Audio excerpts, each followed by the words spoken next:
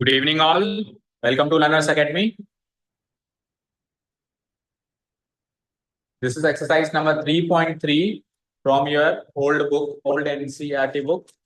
नई बुक के अंदर ये 3.2 है ना। और उसका क्वेश्चन नंबर फर्स्ट का फर्स्ट पार्ट हमने कर लिया है। टॉपिक ऐसे नहीं बैठना, सीधे बैठ। हाँ, टॉपिक वाइज बात करें तो सब्स्टिट्यूशन मेथड हमने इंट्रोड्यूस कर दिया है, राइट। ये मेथड हम समझ चुके हैं क्या होता है, ठीक है। उससे पहले चैप्टर का इंट्रोडक्शन हमने कर लिया। चैप्टर का नाम क्या है? Pair of linear equation in two variables. उसका मीनिंग समझ गए। उसको सॉल्व करने के तरीके कितने होते हैं, कितने मेथड्स होते हैं उनको सॉल्व करने? 3, 4, 4। कौन कौन से? अच्छा, दूसरा, तीसरा। अच्छा, अलजेब्रिक और सब्स्टिट्यूशन अलग अलग है।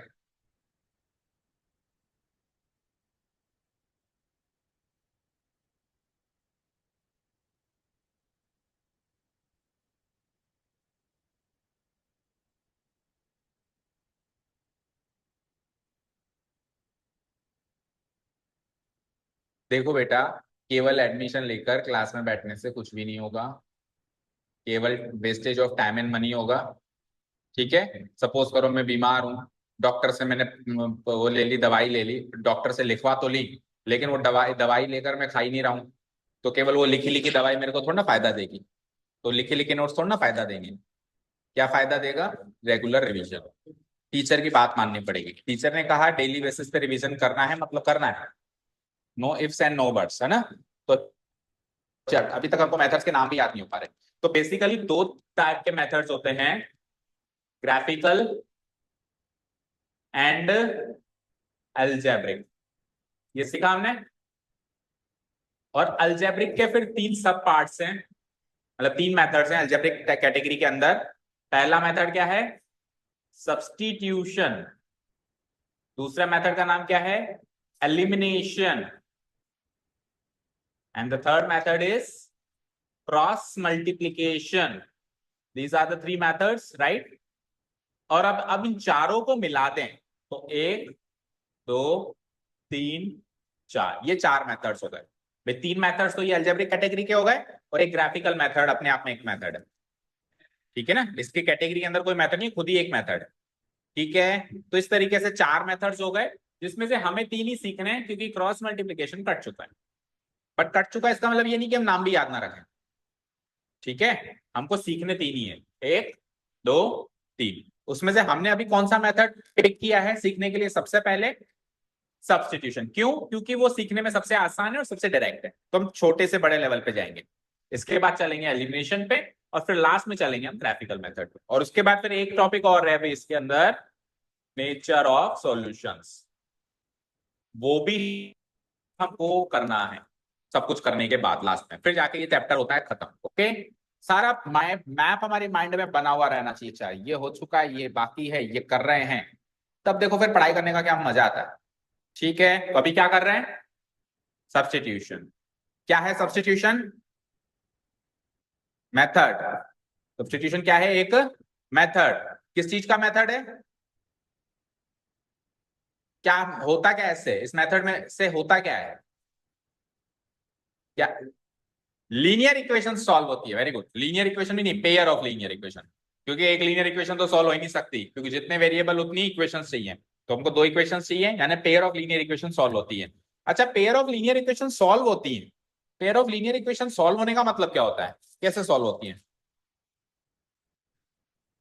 यस, एक्स और वाई की वैल्यूज पता चलती हैं। मुद्दे की बात यह है, इस मेथड से क्या होता है, एक्स और वाई की ऐसी वैल्यूज पता चल जाती हैं जो दोनों इक्वेशंस को सेटिस्फाई कर रही हैं, ठीक है। क्या होता है इस मेथड से? एक्स और वाई की ऐसी वैल्यूज पता चलती हैं जो उन दोनों गिवन इक्वेशंस को, जो क्वेश्चन में गिवन है, उनको सेटिस्फाई कर, दोनों को करे।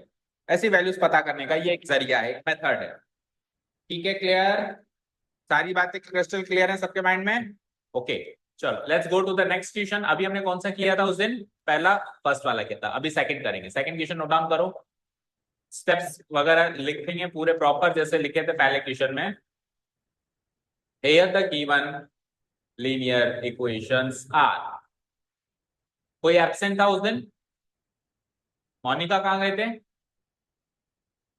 सो रहे थे? मॉर्निंग में भी क्लास है ना?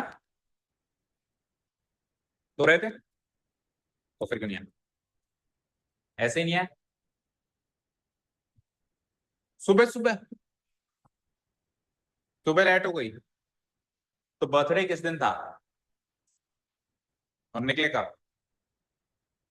मतलब घर से कब निकले?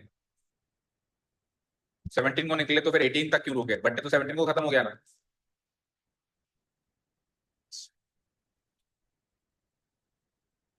Here the given linear equations are, देखो, जब तक आपकी परफॉर्मेंस हैम्पर नहीं होती तब तक सब माफ है, समझे? जिस दिन परफॉर्मेंस पे फर्क आने लग गया उस दिन सारी पार्टीज बंद हो जाएंगी। ठीक है? मैं नहीं कराऊंगा तो पापा मम्मी करवा देंगे। इसलिए ठीक है, थोड़ा बहुत आप एंजॉय करते हैं चलेगा, लेकिन उसका फर्क हमारी परफॉर्मेंस पे नहीं आना चाहिए। ठीक है ना? इस चीज का ख्याल रखें। आप चले गए कोई बात नहीं, तो अब ये सोचो कि उसको कवर कैसे करें, ये मेन बात है ना। S/3, आगे क्या लिखा हुआ है, प्लस T/2 इक्वल टू 6। तो ये दो लीनियर इक्वेशंस गिवन है बेटा हमें। एक को मार्क कर लो इक्वेशन 1, एक को मार्क कर लो इक्वेशन 2। थोड़ा जल्दी जल्दी करो, पूरी एक्सरसाइज यहां तक करनी है एटलीस्ट आज अब। ठीक है ना? लिख लिया?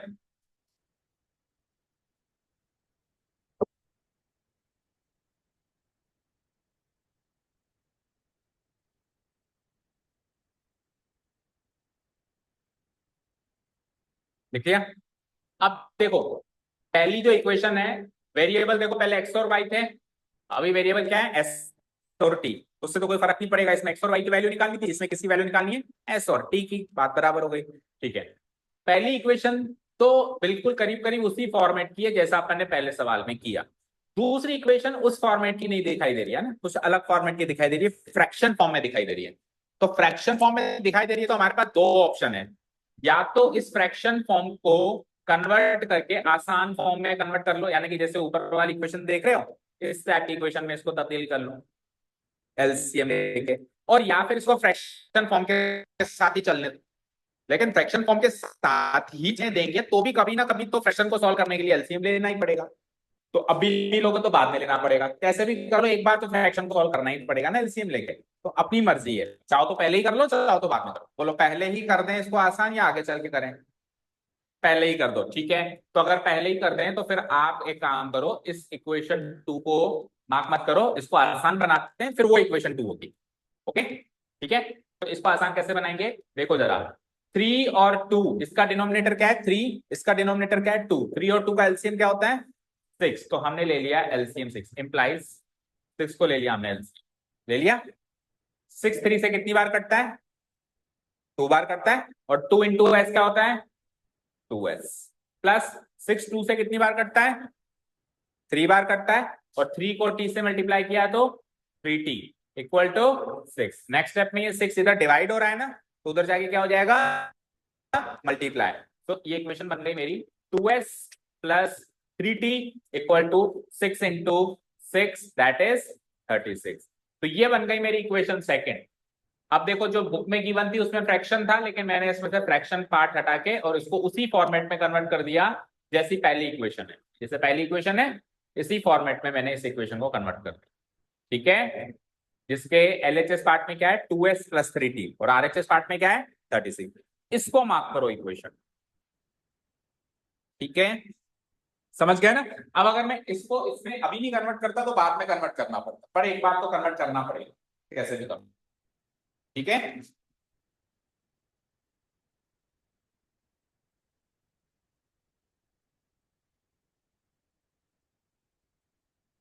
चले आगे। अब सब्स्टिट्यूशन मेथड क्या होता था, ये मुझे हर्षिता बताइए, कैसे स्टार्ट करते थे सब्स्टिट्यूशन मेथड को?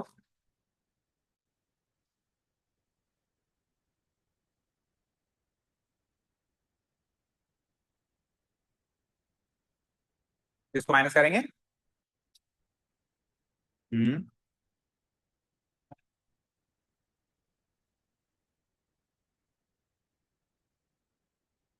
एस और माइनस टी की वैल्यू फाइंड करेंगे। वो तो करनी है अपने को, वो तो मेन काम है एस और टी की वैल्यू फाइंड करना, पर वही तो बात है कैसे। ओके,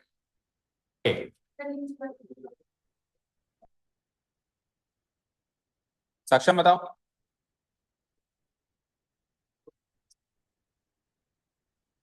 तो एस इक्वल टू 3 + t मैंने किया, तो मैंने क्या किया, मैंने एस को टी की फॉर्म में लिखा।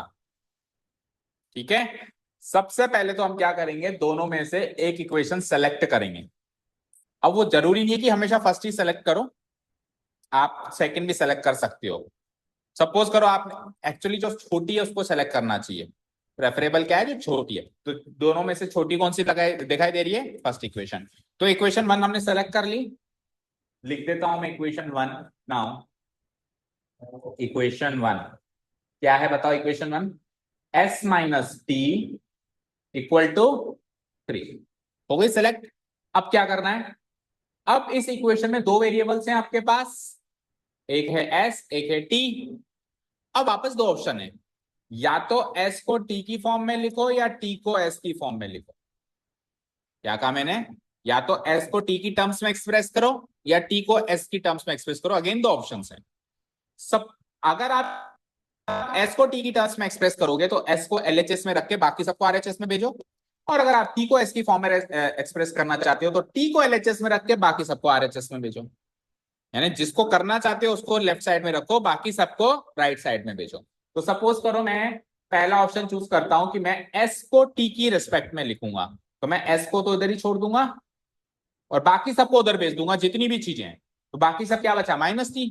तो -t को उधर भेजूंगा तो क्या मिलेगा, 3 + t हो जाएगा। तो ये देखो ध्यान से, ये s की वैल्यू t की फॉर्म में आ गई। हम उल्टा भी कर सकते थे, हम t की वैल्यू भी s की फॉर्म में लिख सकते थे, वो आपकी अपनी अपनी चॉइस है। अगर सपोज करो किसी ने कहा सर मैं टी की वैल्यू एस की फॉर्म में लिखूंगा, तो क्या बनेगी बताओ, 3 को इधर भेज दो वापस, तो ये क्या हो जाएगा, टी तो इधर रह जाएगा और 3 इधर गया तो क्या बनेगा, s - 3। तो ये टी की वैल्यू हो गई एस की फॉर्म में, s - 3। एस की वैल्यू टी की फॉर्म में क्या है, 3 + t। टी की वैल्यू एस की फॉर्म में क्या है, s - 3। समझ आया भाई, एस जो है टी में 3 जोड़ के मिलता है, तो जो टी है वो एस में से 3 घटा के मिलता है। हाँ, तो ये क्यों हुई, समझ आया, एस और टी का डिफरेंस 3 है। तो s की वैल्यू t में 3 जोड़ने से मिलेगी और t की वैल्यू s में से 3 घटा सकते हैं। कैसे लिखा, s की वैल्यू t की फॉर्म में लिखो या t की वैल्यू s की फॉर्म में, लिख लिया। तो हमने यहाँ पे इसको स्टॉप कर दिया, s = 3 + 3, ये वाला ऑप्शन हमने चूज कर लिया। डन। अब क्या करते हैं, नेक्स्ट स्टेप बताओ, क्या नाम है, आदित्य। सेकंड में क्यों डाल रहे हो वो भी बताओ। यस, अगर फर्स्ट से निकाली है तो डालनी किसमें, सेकंड में, और अगर सेकंड से निकाली है तो डालनी किसमें, फर्स्ट से। अगर फर्स्ट से निकाल के फर्स्ट में ही डाल दें तो क्या हो जाएगा, अनर्थ हो जाएगा।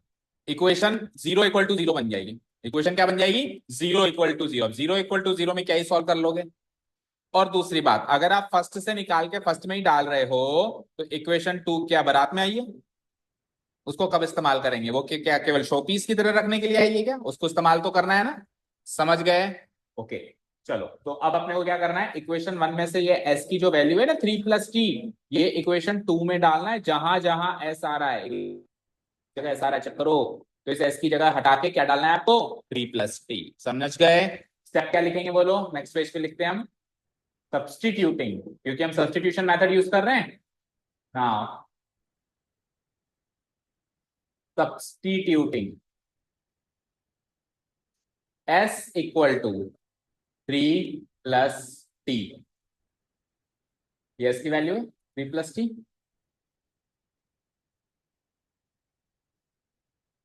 थ्री प्लस टी फ्रॉम कौन सी इक्वेशन से निकाली है आपने एस की वैल्यू, और डाल किस में रहे हो, तो from equation 1 to equation 2। Got it, from equation 1 to equation 2। ठीक है, कॉमा, वी गेट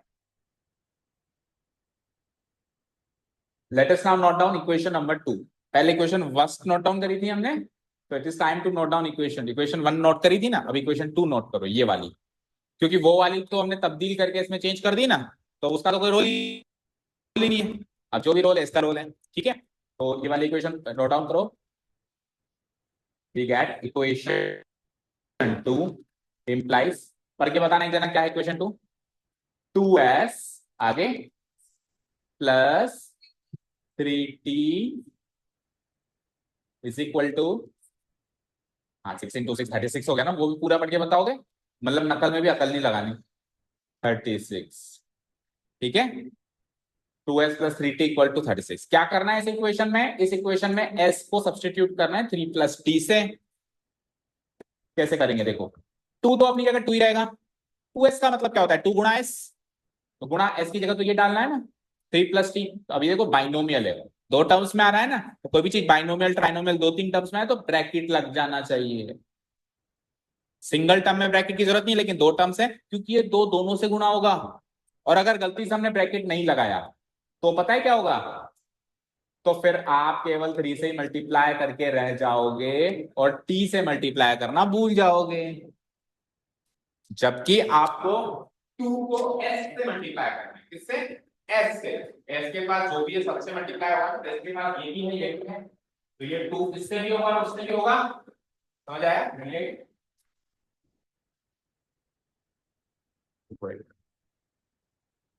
ठीक है, समझ आया ना। तो हमको यहाँ पे एक ब्रैकेट लगा देना चाहिए। अब ये 2 दोनों से मल्टीप्लाई होगा, आगे क्या है, plus 3t equal to what, 36। अब आप देखो ये इक्वेशन पूरी t में चली गई, चली गई, इसमें कहीं भी s का नामो निशान नहीं है, s को सब्स्टिट्यूट कर दिया। और क्योंकि ये इक्वेशन 1 वेरिएबल की रह गई, और 1 वेरिएबल की इक्वेशन सॉल्व करना हमारे बाएं हाथ का खेल है, तो 9th में भी करी होगी, 8th में भी करी होगी इवन। 2 वेरिएबल में दिक्कत है ना, 1 वेरिएबल में काय की दिक्कत। चलो जी कर दो फिर, 2 3 जा 2t जा 2t प्लस 3t, ठीक है। और 2t और 3t मिले तो कितने t बने, 4 बने, 5 बने। 2t और 3t मिलके 5t बने, और ये उधर जाके 36 में से माइनस हुआ, माइनस हुआ तो कितना बचा, 30। तो 5t की वैल्यू 30 बनी, तो t की वैल्यू क्या बनी, 30/5, दैट गिव्स मी 6। तो एक वेरिएबल सॉल्व हो गया, t की value 6।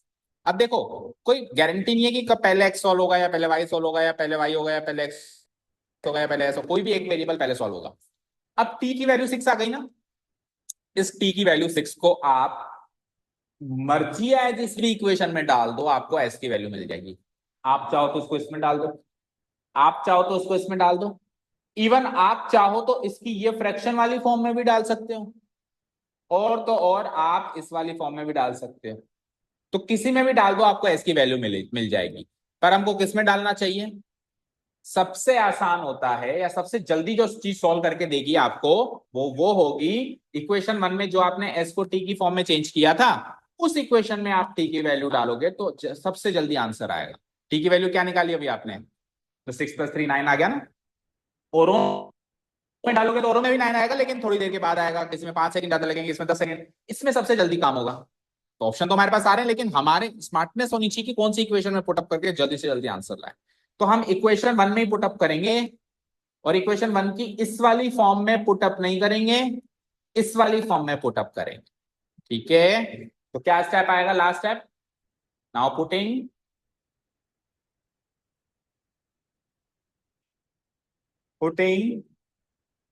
t equal to 6 in equation, कौन सी इक्वेशन में पुट कर रहे हैं, फर्स्ट, ठीक है। तो इक्वेशन फर्स्ट लिख दें एक बार। पूर्णिमा बताओ इक्वेशन फर्स्ट क्या है, इक्वेशन फर्स्ट क्या है, इक्वेशन फर्स्ट,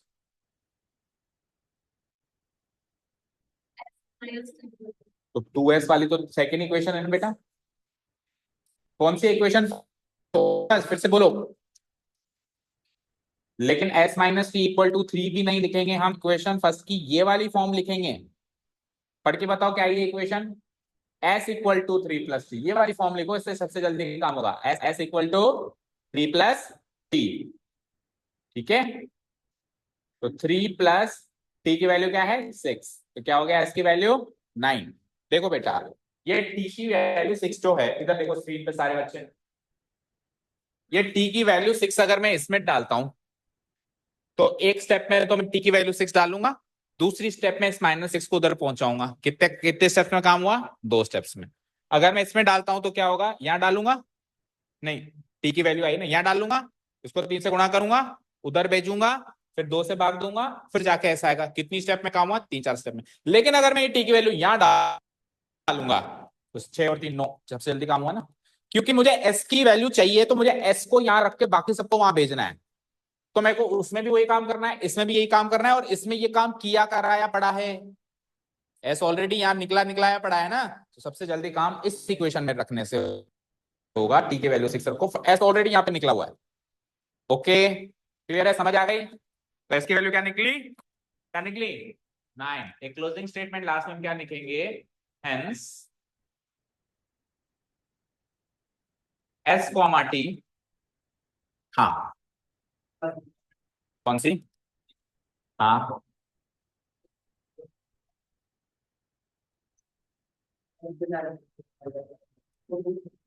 ये वाली, हाँ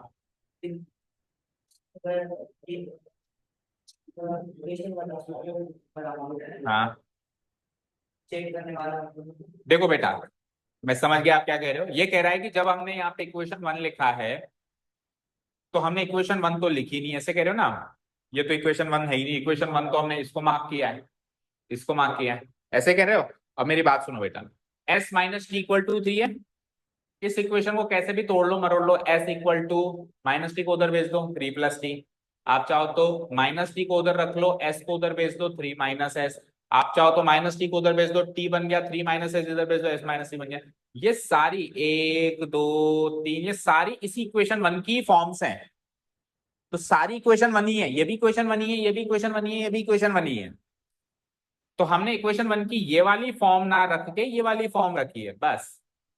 ये भी इक्वेशन 1 की ही फॉर्म है, उसी से बनी हुई इक्वेशन है। इंप्लाइज का मतलब क्या होता है, इसी की दूसरी फॉर्म। ये इंप्लाइज इंप्लाइज इंप्लाइज लिखते हैं ना, उसी इक्वेशन की दूसरी फॉर्म, फिर उससे अगली फॉर्म, फिर उससे अगली फॉर्म, इक्वेशन सेम ही चल रही है।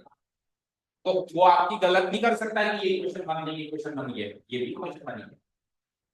समझ गए, क्लियर है ना, ठीक है। तो वो डाउट क्लियर हो गया। तो hence s comma T equal to, बोलो s की वैल्यू क्या निकाली आपने 9, कॉमा t की वैल्यू क्या निकाली थी 6, is the solution of the given pair of linear equations in 2 variables. पूरा ऐसे खत्म करो। अभी आपका क्वेश्चन यहाँ पे सॉल्यूशन खत्म होता है।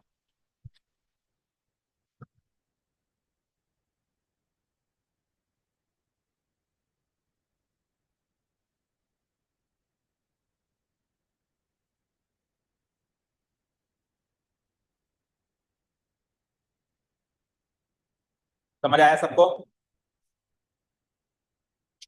ठीक है। और चेक करने का तरीका भी बताया था मैंने आपको, याद करो क्या बताया था। एस की जगह एस की वैल्यू, टी की जगह टी वैल्यू, दिए हुए सवाल में डालो, इक्वेशन सेटिस्फाई हो रही है तो सही है, नहीं तो नहीं है। तो डाल के देखें, एस की वैल्यू क्या है 9 और टी की वैल्यू क्या है 6। देखो इधर, एस की वैल्यू 9, टी की वैल्यू 6, देखते हैं जरा कहां गया।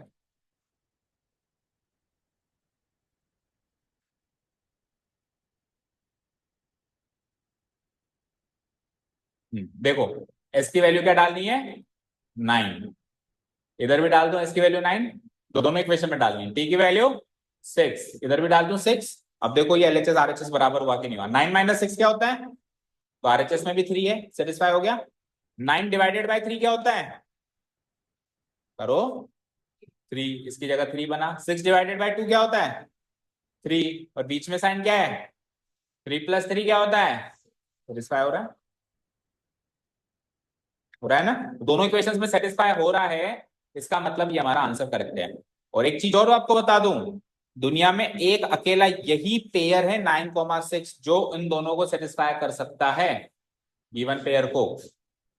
इसके अलावा और कोई सॉल्यूशन नहीं है इसका, एक ही सॉल्यूशन होगा पेयर ऑफ लीनियर इक्वेशन का, या तो एक ही होगा या फिर अनगिनत होंगे। यही टॉपिक हम आखिरी में सीखेंगे, जो सब कुछ हो जाएगा ना, हम लास्ट में टॉपिक सीखेंगे नेचर ऑफ सॉल्यूशन। उसमें क्या सीखेंगे हम, कि पेयर को सेटिस्फाई करने की जो वेरिएबल की हम वैल्यू निकालते हैं एक्स कॉमा वाई की या एस कॉमा टी की, वो या तो एक ही होगी और या फिर अनंत होंगी, इनफाइनाइट होंगी। पर ऐसा नहीं हो सकता कि दो आ रही है या तीन आ रही है, या तो यूनिक होंगी, यूनिक मतलब एक, और या फिर अनंत होंगी। ठीक है, क्लियर। तो नोट डाउन करना है किसी को कुछ, या हो गया? चले नेक्स्ट क्वेश्चन पे। Okay, next question. अब तरीका तो आप समझ गए, बस प्रैक्टिस है, प्रैक्टिस है। क्वेश्चन नंबर थर्ड को एक बार स्किप करो, और ये पूरी एक्सरसाइज में स्किप्ड ही रहेगा जब तक अपन नेचर ऑफ सॉल्यूशन वाला टॉपिक नहीं पढ़ लेते। क्या कहा मैंने? इसके बगल में चाहो तो बुक में लिख लो कि ये टॉपिक, ये वाला इक्वेशन तभी समझ में आएगा जब अपन नेचर ऑफ सॉल्यूशन वाला टॉपिक पढ़ लेंगे। फिर इसने क्यों दे दिया सर ये? क्योंकि नेचर ऑफ सॉल्यूशन इसने पहली एक्सरसाइज में बता दिया, दूसरी में बता दिया, हमने स्किप किया है ना। ठीक है, क्योंकि वो पहले पढ़ाते तो सब ऊपर से जाता।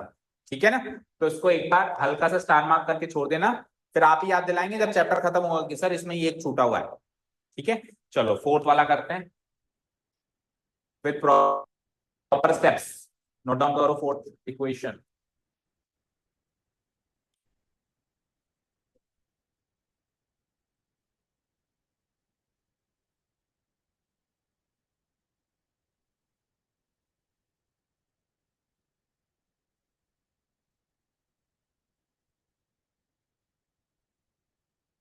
0.2x plus 0.3y equal to 1.3. This is equation first given. और 0.4 है,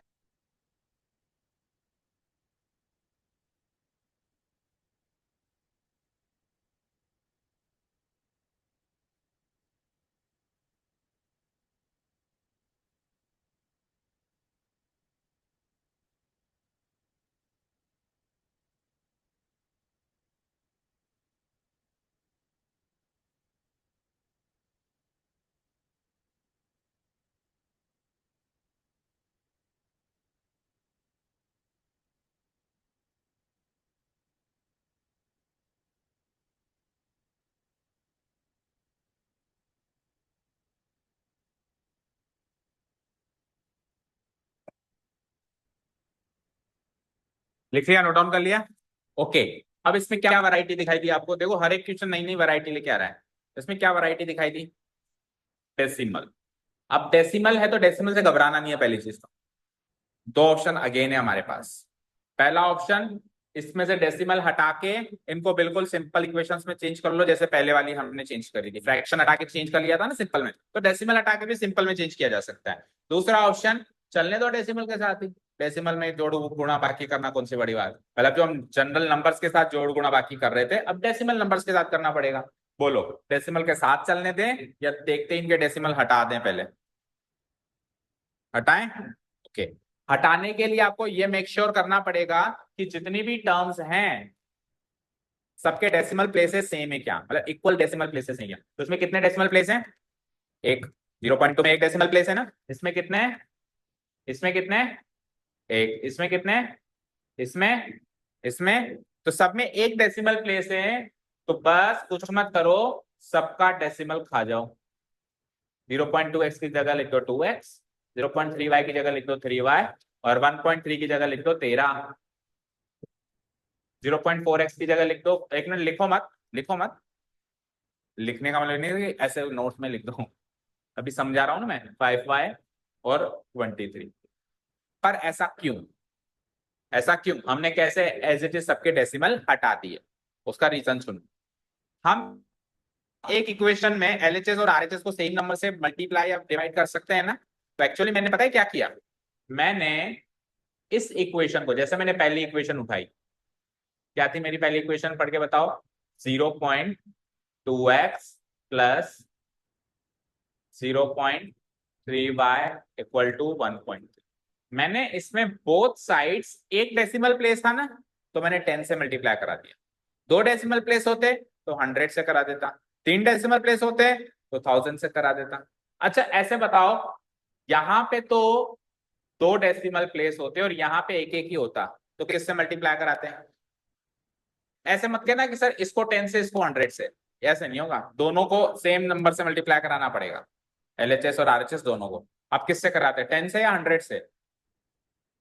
100, क्योंकि 10 से कराऊंगा तो इसका तो काम बन जाए, उधर एक डेसिमल प्लेस शिफ्ट होगा 13.3, तो एक डेसिमल तो रहेगा। हमारा हमारा टास्क क्या है, सारे डेसिमल हटाना, तो हमको बड़े वाले से मल्टीप्लाई करना, तो 100 से मल्टीप्लाई कराओ तो इसके भी हट जाते हैं और इसके भी हट जाते हैं, दोनों के हट जाते हैं। ठीक है, ताकि हमारे सवाल में एक ही डेसिमल प्लेस है 10 से कराएंगे, बट इनके एक ऐसा सवाल आ जाए कि different number of decimal places मिलेंगे अलग अलग, तो मिशन सबसे बड़ा है उससे मल्टीप्लाई कराओ, बहुत है। ओके, तो अभी तो हम 10 से करवा दें, तो क्या स्टेप लिखूंगा मैं, बोलो? Multiplying both sides by 10।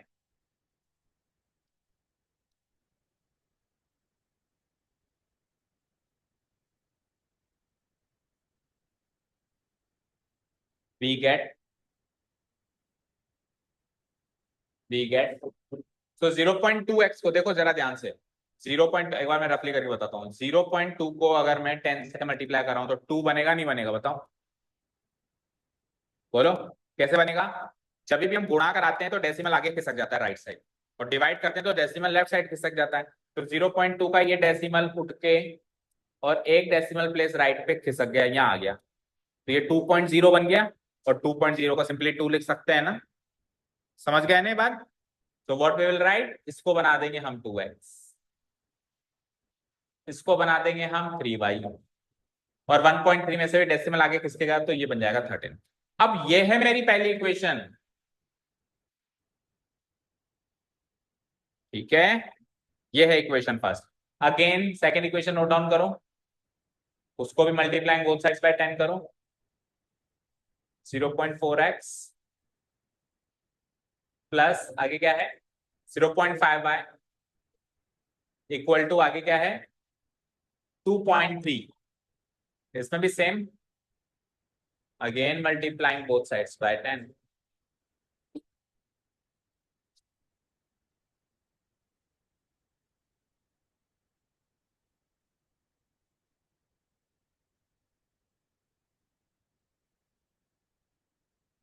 We get, ठीक है, कराओ, इसके भी 0.4 को कराएंगे तो क्या मिलेगा 4x,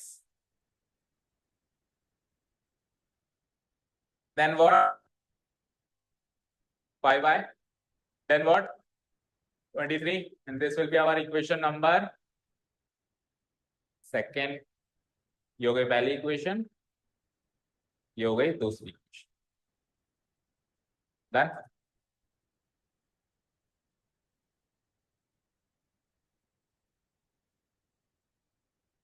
बताया ना मैंने अभी, अगर 2 डेसिमल आ रहे हैं तो 100 से कराओ, अगर 3 डेसिमल आ रहे हैं तो 1000 से कराओ, उतने जीरो बढ़ा दो। हाँ हटा सकते हो ना, मल्टीप्लाई करा दो तो हट जाएगा ना। जैसे मान लो यहाँ पे 2.33 होता, तो मैं बोथ साइड 100 से मल्टीप्लाई कराता, तो ये इंटू 100 करते ही इसके 2 डेसिमल आगे खिसक जाते हैं, तो डेसिमल हटके क्या बन जाता है ये 233। बट इक्वेशन में ही कर सकते हैं हम, वैसे किसी नंबर को जबरदस्ती 10 से मल्टीप्लाई नहीं कर सकते। इक्वेशन में जिसमें 2 साइड्स होती हैं एलएचएस आरएचएस, उसमें हम दोनों साइड्स को सेम नंबर से मल्टीप्लाई कर सकते हैं, इक्वेशन की दुनिया में ओनली। इक्वेशन से बाहर आ जाए, मान लो कोई पॉलिनोमियल गिवन है, तो ऐसे अपनी मर्जी से किसी पॉलिनोमियल को 10 से 20 से गुणा करने मत बैठा, ये तो कोई बात होगी, मर्जी है जिससे गुणा कर लो, ऐसी मन मर्जी नहीं। इक्वेशन में हम बोथ साइड्स करा सकते हैं। अच्छा वन मोर थिंग, इसको बोथ साइड्स 10 से मल्टीप्लाई करना है, तो कोई जरूरी नहीं है इसको भी 10 से कराओ, अगर इसमें ज्यादा डेसिमल प्लेस है तो उसको 100 से भी करा सकते हैं। अब ये तो इसमें भी एक ही डेसिमल प्लेस था, तो इसलिए हमने इसको भी 10 से कराया, इसको भी 10 से कराया।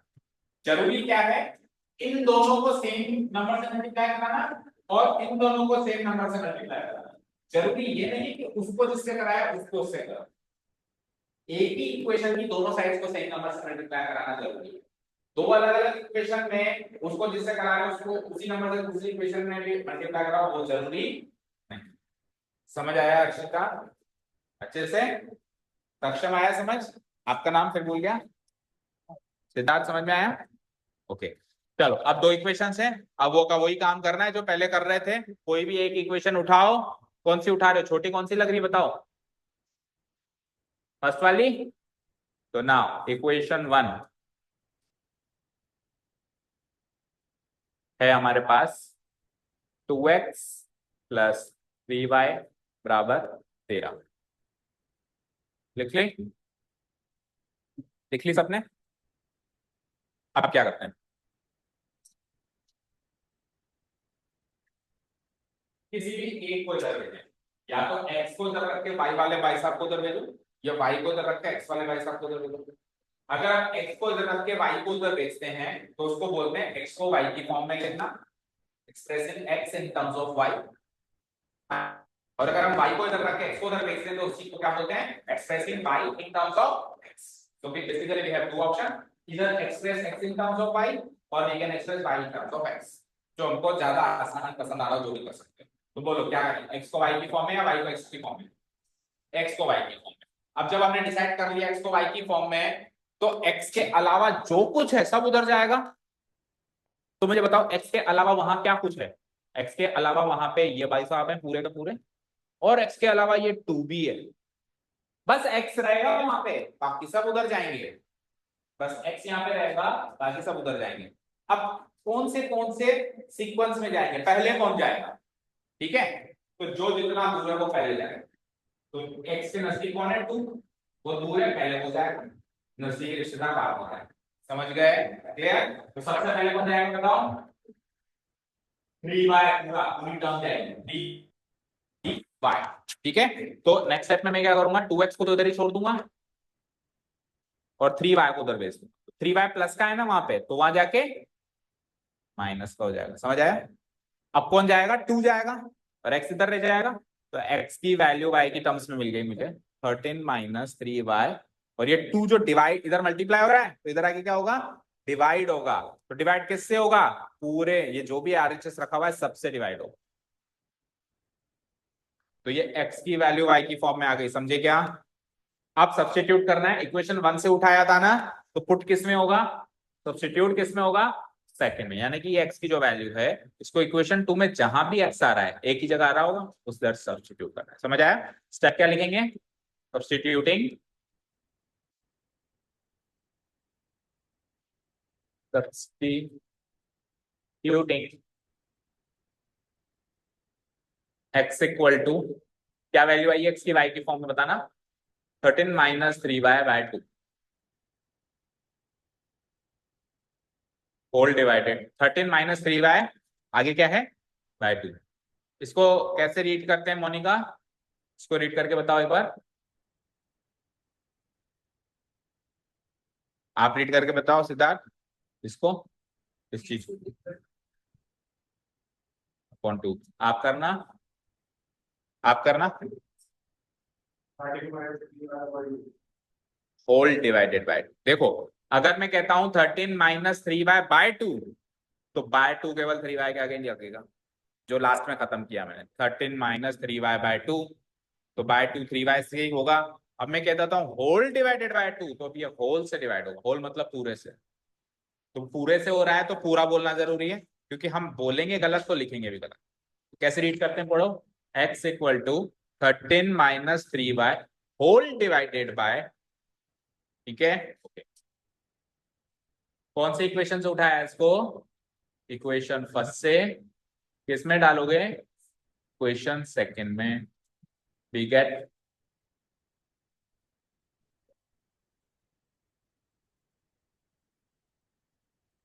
तो इक्वेशन 2 लिख दें अभी, बोलो बोलो इक्वेशन 2 क्या है, 4x प्लस 5y बराबर 23, 4x plus 5y equal to 23।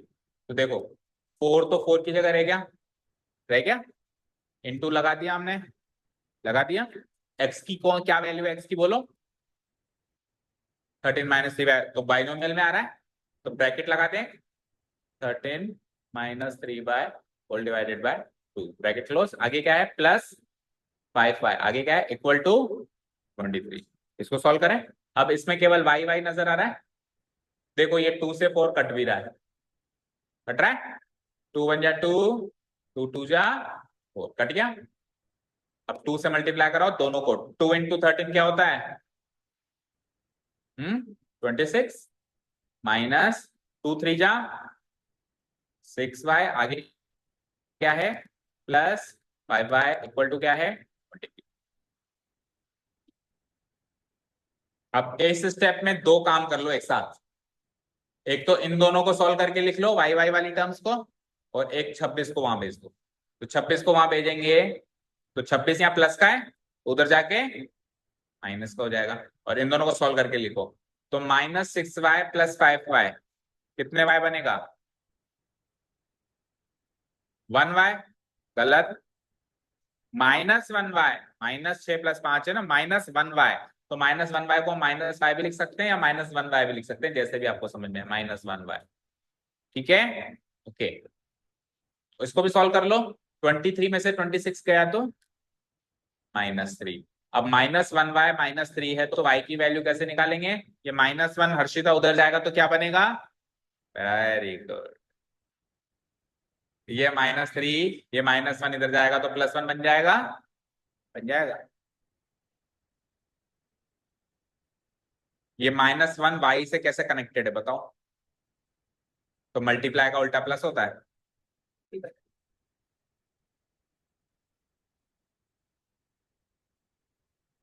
मैंने तो ये पूछा था -1 उधर जाके क्या बन जाएगा, +1 नहीं बनेगा, -1 उधर जाके -3 से डिवाइड होगा और डिवाइडेड बाय -1 बनेगा।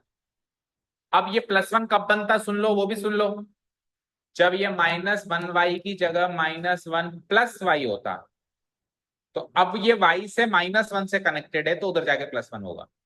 इस एक्सप्रेशन में -1 y से कैसे जुड़ा हुआ है, प्लस, इस एक्सप्रेशन में -1 y से कैसे जुड़ा हुआ है, गुणा से, तो गुणा का उल्टा भाग होता है और प्लस का उल्टा मतलब माइनस का उल्टा प्लस, तो इस वाले केस में -1 उधर जाके -3 के साथ +1 मिल जाता है, लेकिन इस केस में -3 से ही -1 पूरा और पूरा नीचे आएगा, ये समझ आया।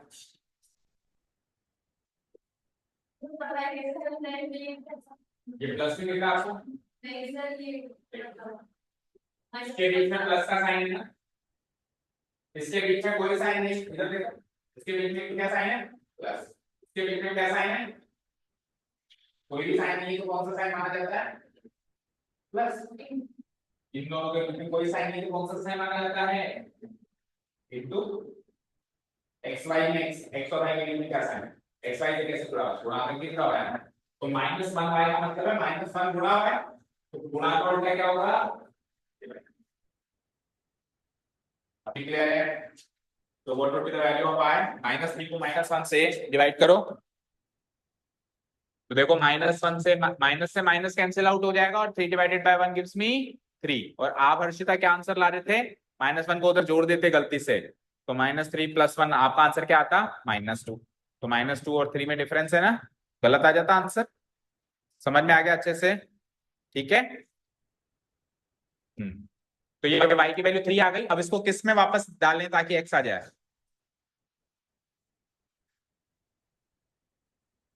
y की वैल्यू 3 कौन सी इक्वेशन में डालें,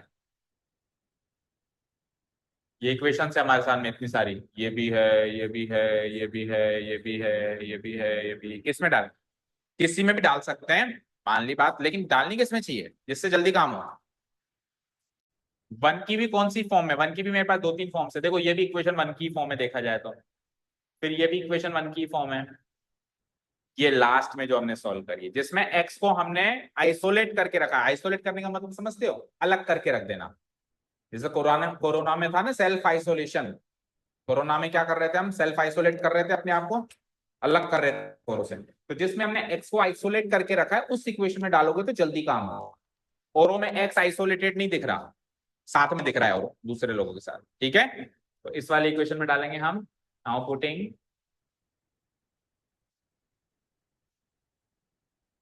y equal to 3 in which equation? Equation 1 we get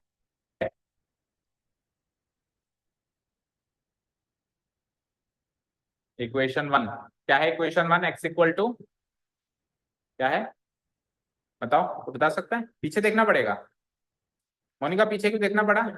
इस स्क्रीन पे नहीं दिख रहा क्या? बताओ x की वैल्यू कहाँ दिख रही है? तो ऐसे प्रैक्टिस होनी चाहिए, अपने को पता है कि ये रही x की वैल्यू। ये 1-2 सेकंड भी एग्जाम में बचाने हैं, पीछे पलटने वाले, इधर देखने वाले, पता होना चाहिए कि x की वैल्यू यही तो होगी, पीछे से यही तो उठाई थी, तो अभी भी तो यही लिखूंगा।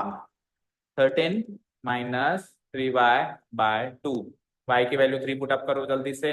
13 माइनस 3y का मतलब क्या होता है? 3 गुणा y, तो 3 गुणा y की वैल्यू क्या है? 3/2। 3 क्या क्या होता है? 9। 13 में से 9 गया तो 4, और 4/2 गया तो 2, तो इसकी वैल्यू क्या आई? समझ आया? यहाँ पे क्या लगाया?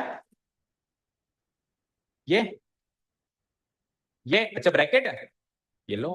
ब्रैकेट इसलिए नहीं लगाया क्योंकि इसके अगल बगल कुछ है नहीं।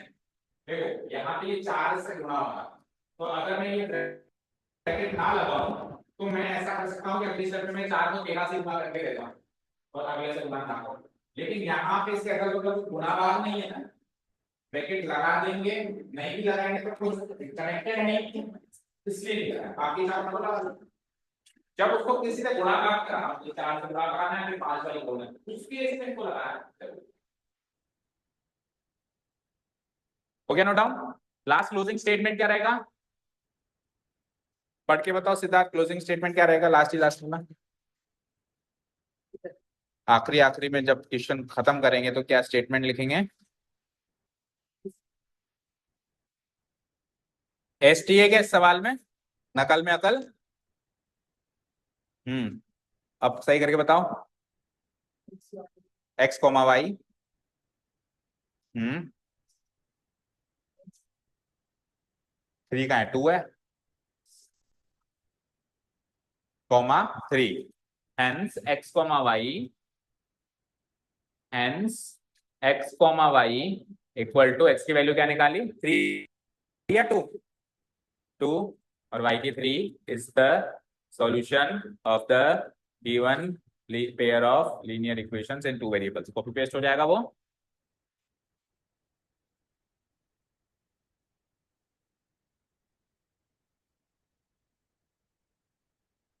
हो गया यहां तक? अब क्या करते हैं अपन? यहाँ पे खत्म करते हैं क्या? नहीं करते? पहले चेक। टाइम तो हो गया पता है, लेकिन सवाल का खत्म हुआ। क्या बाकी रह गया बताओ मोनिका? क्या बाकी रह गया अब इस सवाल से? इनको चेक करना, क्योंकि इक्वेशन ही ऐसा चैप्टर है जिसमें हम सेल्फ चेक कर सकते हैं कि हमने सही किया है कि गलत किया है। तो अगर वो ऐसा चैप्टर है तो उसका फायदा उठाना चाहिए, हमको हर सवाल में चेक करना चाहिए। चेक करें, और जल्दी से चेक हो जाता है, ज्यादा टाइम भी नहीं लगता है। तो देखो चेक करते हैं हम। तो एक्स की वैल्यू क्या डालनी है आपको चेक करने के लिए? 2, तो इधर भी डालनी है और इधर भी डालनी है। वाई की वैल्यू क्या डालनी है? 3, इधर भी डालनी है इधर भी डालनी है। तो 0.2 को 2 से गुणा करेंगे तो 0.4, और 0.3 को 3 से गुणा करेंगे तो 0.9, और 0.4 को 0.9 से जोड़ेंगे तो 1.3 मिल जाएगा। नेक्स्ट इक्वेशन देखो, 0.4 को 2 से गुणा करेंगे तो 0.8, फिर 0.5 को 3 से करेंगे तो 1.5, और 1.5 में 0.8 जोड़ेंगे तो 2.3 आ जाएगा। हो रहे हैं सेटिस्फाई? ओके। अब बताओ मोनिका, अब क्या करते हैं? अब कुछ नहीं करते, ठीक है। तो 2 क्वेश्चंस बचते हैं, इसमें से एक क्वेश्चन हम करेंगे, एक क्वेश्चन आप होमवर्क करेंगे। डिसाइड करो कौन सा अभी करना है, क्योंकि ये वाला तो खैर इस अभी कर ही नहीं पाएंगे, क्योंकि ये तो टॉपिक समझना पड़ेगा, तो एक्सरसाइज के बाद ही होगा। तो ये कर लिया हमने, तो 5th और 6th बचता है इसमें से, है ना? तो 5th और 6th में से एक आप घर से ट्राई करके आओगे, ट्राई नहीं करके आओगे, अच्छे से करके आओगे, पूरा करके आओगे। हाँ 6th कर ले, 6th बोल दे 6th। क्यों? इसमें बस ये दिख गया ना, ये नहीं दिखना चाहिए ना। बोलो कौन सा ट्राई करोगे? 6th वाला। हर्षिता 6th ट्राई करोगे? तो 6th ट्राई नहीं करना, फिर 6th करके ही आना है, ठीक है? हाँ बेटा ये वाला क्वेश्चन किया था हमने अभी, इसमें कहाँ गया, इसमें ये फ्रैक्शन फॉर्म में था, तो इस फ्रैक्शन फॉर्म वाली इक्वेशन को सादा इक्वेशन में तब्दील कर दिया था। तो इसमें एक फ्रैक्शन में था, इसमें दोनों फ्रैक्शन में, तो काम थोड़ा सा ज्यादा है, काम थोड़ा सा ज्यादा है, लेकिन काम तो है तो वही ना जो समझा दिया। इसमें भी 2 और 3 का एलसीएम 6 आएगा, इसमें भी 2 और 3 का एलसीएम 6 आएगा, इसमें 6 एलसीएम ले लिया हमने। अब 2 3 से 13 नहीं है, 3 है। चलो इसको सुनो, सुनो सुनो, ये 2 जो है 3 टाइम्स जा रहा है इससे, तो 3 इंटू 3x क्या होगा, 9x। माइनस है, माइनस लगा दो। 3 समझा रहा हूं मैं यहाँ पे, फिर मत कहना कि मेरे को समझ में नहीं आया। 3 6 से कितनी बार जा रहा है, 2 टाइम्स, तो 2 को 5y से मल्टीप्लाई किया तो 10y इक्वल टू, उधर क्या रखा हुआ है, -2। अगले स्टेप में 6 उधर जाएगा, -2 से मल्टीप्लाई होगा, क्या बन जाएगा, -12। तो इक्वेशन क्या बन गई, 9x - 10y बराबर -12। पहली इक्वेशन सॉर्ट आउट हो गई, उसके बाद का काम आपको करना आता है ना। चलो इस इक्वेशन में आओ, इसमें आपने 6 को एलसीएम लिया लिया, तो 3 6 से कितनी बार जाएगा, और 2 इंटू एक्स करेंगे तो, और 6 2 से कितनी बार जाएगा, और 3 इंटू वाई करेंगे तो, और आरएचएस में कौन है, और 6 को उधर भेजेंगे तो ये 6 उधर जाके गुणा हो जाएगा, और जब 6 उधर गुणा हो जाएगा तो 6 से 6, इक्वेशन क्या बची, 2x + 3y बराबर 13। हो गई ये भी सॉर्ट आउट, आगे का काम आप जानते हो। तो फिफ्थ सिक्स्थ वाला तो 100% सबका होना ही चाहिए, सबने अच्छे से समझा है ना। फिर आते ही कल हम फिफ्थ वाला देखेंगे। फिफ्थ वाला भी ट्राई कर लोगे, ओके वेरी गुड। हाँ फिफ्थ वाला केवल ट्राई कर लेना, सिक्स्थ वाला पूरा ढंग से करके आना विद प्रॉपर स्टेप, फिफ्थ वाला ट्राई करके आना। दूसरी चीज, कल का टाइम है, नहीं कोई छुट्टी नहीं, मेरी बात सुनो, मेरे को इसको खत्म करते हैं। Thank you so much for listening to us, have a nice day, keep learning, bye.